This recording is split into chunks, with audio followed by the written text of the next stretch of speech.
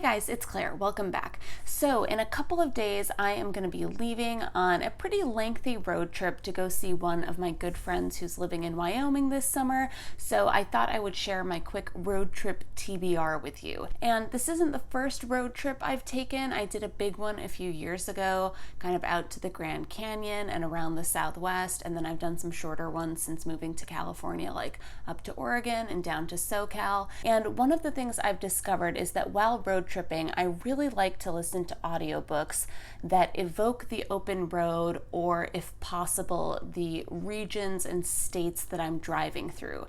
Because nothing is more incongruous than listening to Nora Ephron essays about like dinner parties in New York when you're driving through the flaxen grasslands of a remote corner of eastern Colorado. So I've downloaded a few books on Audible. I've gone to the library and picked up some good old-fashioned audiobook CDs, and I also have some physical books too to read during the week. And I've tried to pick books that are thematically or geographically appropriate, or that at least have some elements of Americana, although I do have one that like doesn't quite fit. But let's get into it. First up, I have a book that I mentioned in my mid-year reflections video, and that is The Line Becomes a River by Francisco Cantú.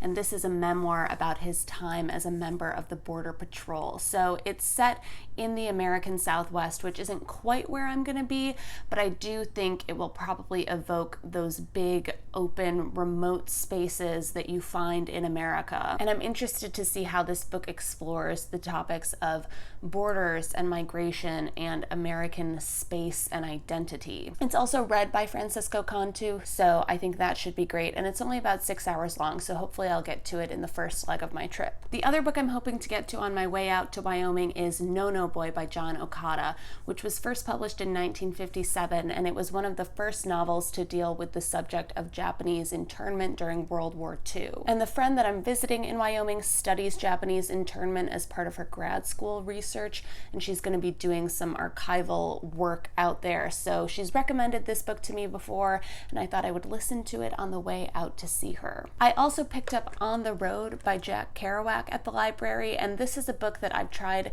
to read in print a few times and just couldn't get into it. I think it's because I'm not super drawn to the Beat generation, but I feel like I might have more luck listening to it on audiobook, and what better place to listen to it than out on the American interstate. I also picked up a copy of Mice and Men by John Steinbeck, and I just really think that John Steinbeck is one of those classic Western American writers, and I listened to his book Travels with Charlie while road tripping a little bit last summer and really loved that experience. So I thought I would pick up another Steinbeck for this trip, and it's narrated by Gary Sinise, who is Lieutenant Dan from Forrest Gump, and he narrated Travels with Charlie and did a great job, so I'm looking forward to this one too. The last audiobook I have lined up isn't quite thematically appropriate, but I think it'll be a good listen either way, and that's Kitchen Confidential by Anthony Bourdain, which is his 2000 memoir about being a chef in the restaurant industry, and it's the book that kind of put him on the map. Obviously, Anthony Bourdain recently passed away, and although I was never a hardcore Bourdain stan or anything,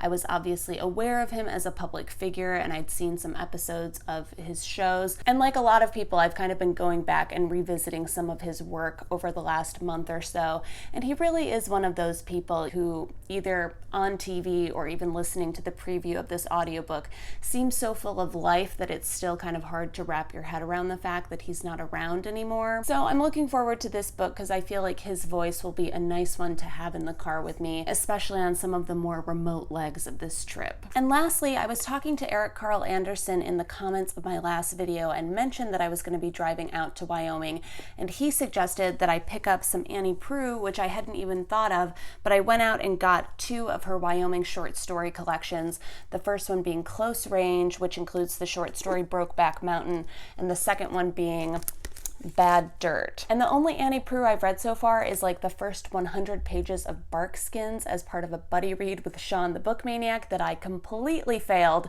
but I did really like her writing style and the way that she wrote about the North American landscape, so I'm definitely looking forward to reading these during the week when I'm in Wyoming. So I'm filming this video ahead of time and will most likely be done with the first big leg of my road trip by the time it posts, but I happily welcome any recommendations for books to listen to on the drive home. I also might try to like shoot some footage while I'm out there because I am going to be stopping in Grand Teton and Yellowstone, but we'll see how that goes. So on that note, I hope you're all having a great week so far. If you have any recommendations for the best road trips you've ever been on, definitely let me know in the comments below. Otherwise, thanks so much for watching, and I'll see you next time. Bye!